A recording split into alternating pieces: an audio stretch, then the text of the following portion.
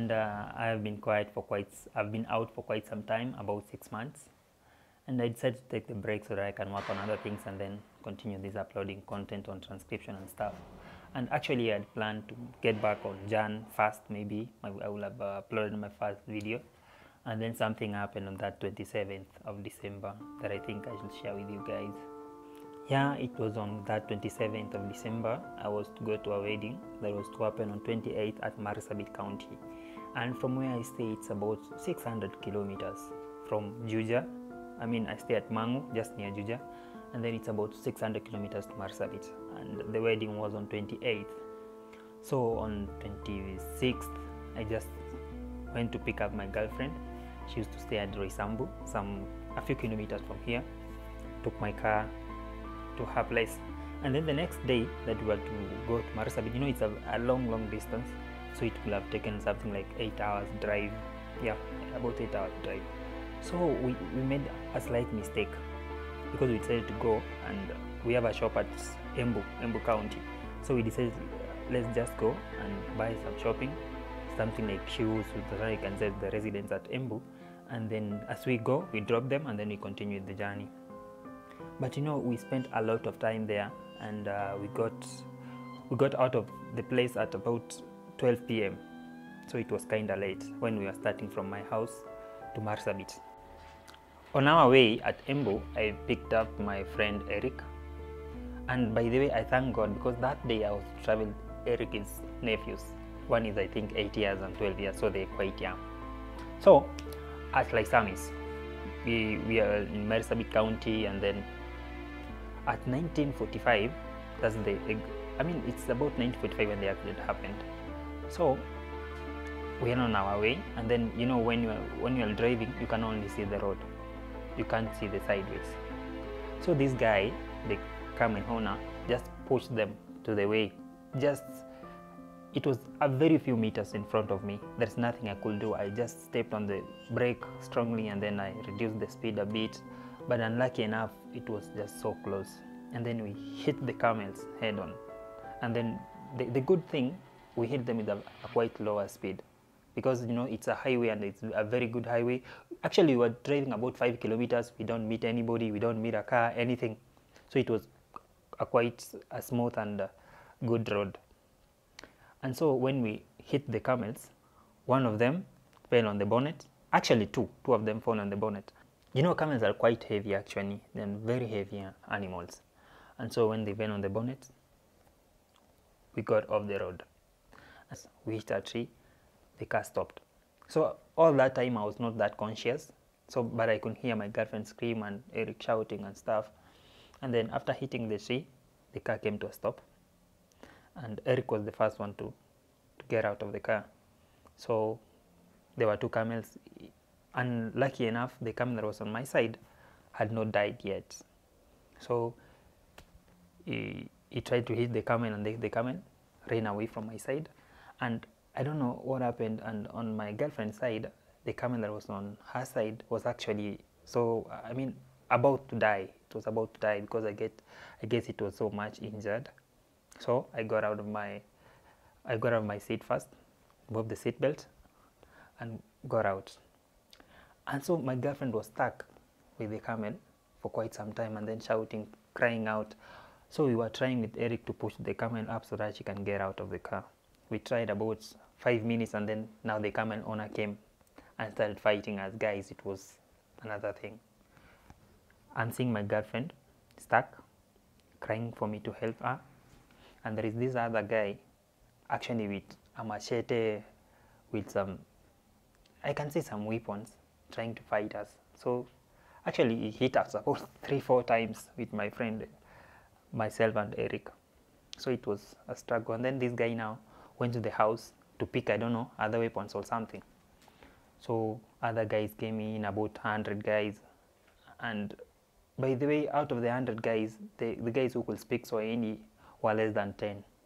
2 border riders and some other guys. But everybody else was speaking language that we don't understand. But at that time they're talking and using some sign languages, so we could at least understand what they are saying. They are saying, how many are you? Is there anybody else within the car? Blah blah blah. And then we told them. my girlfriend is still in the car. So what we did, someone came and then we cut the safety belt. We tried to push the camel out, and lucky enough we managed, and then we took her out. So I was so much scared on the legs part if it was injured, but lucky enough she never got a serious injury on the legs, but she was injured on the neck. There is a bone just near the brain that was kind of affected. So at the same time, at that time, the two border riders took us to hospital. Oh, and before then, the owner of the camels came back, I don't know, with a machete again or something. And then so the residents there tried to stop him as we escaped to the nearest hospital.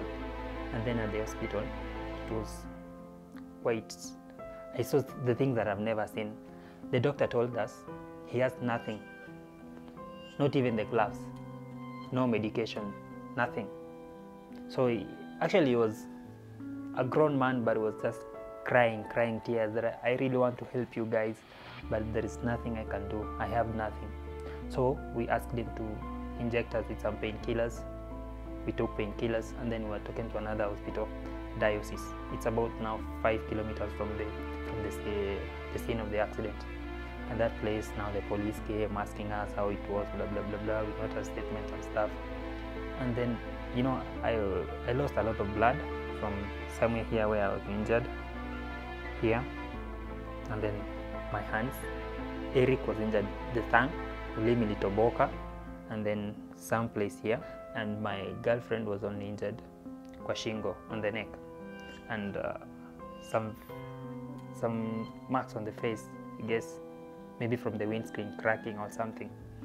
And so the first thing, we were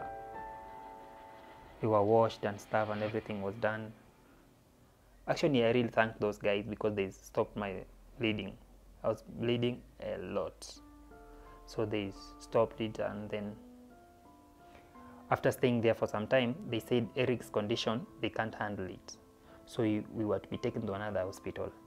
And so we called an ambulance, but they say there's only one ambulance and in the area, and they cannot release just that ambulance, so we had to take another car and then we drove off for another like 150 kilometers to Isiolo. At Isiolo now we went to another referral hospital, and then we were treated the entire night. In the morning we had to take off from Isiolo to come back home, but we stayed at some lodging for some time. Actually we were walking like, I don't know, I can't even describe it. Blood all over my clothes. I had no any other clothes. The guys had taken, the guys at the scene of the accident, they had taken almost everything that we had. The clothes we were going to change because the wedding was the next day. Everything was gone. So with all those clothes of blood, we had to purchase other clothes and stuff, and then we took off from Marsabit, from Isiolo I mean, to our place at Mangu. And then the next day, because my girlfriend was kinda in a critical condition, I took her to hospital at Many Hill. She was admitted for about 7 days, but now she's doing well. She's recovering. And then Eric, funny enough, Eric was in the worst condition, but he has completely healed now, unlike us. And then actually we thank God that nobody was injured any other place except maybe the face and the neck and stuff. Actually, I also had some minor injuries on the neck, but I'm now okay. And actually, at the time of an accident, there's so much that goes on in your mind. You don't even think of maybe having more, achieving more in life. You just see your dreams shut, just like that. Actually, I was not even praying that God help me not to go to ICU, just to survive, and my girlfriend to survive, and my friend to survive, because I don't think I would ever forgive myself if anything was to happen to my friend and my girlfriend. And actually, the first like 5 nights after the accident, I used to have very tough times. Just that picture of seeing the camels in front of me, that picture of seeing myself with my girlfriend in the hospital, it was very, very tough. So I can also advise guys that you can seek for advice maybe if such a thing happens. I actually want to thank God for everything and for giving us a second chance. I also thank my friends, the family, the clients who were praying for me, and my girlfriend and my friend at that tough time. And actually, we have learned a lot, and we thank God for the quick healing process that we have gone through. And I really appreciate everyone who was there for me. Thanks, guys.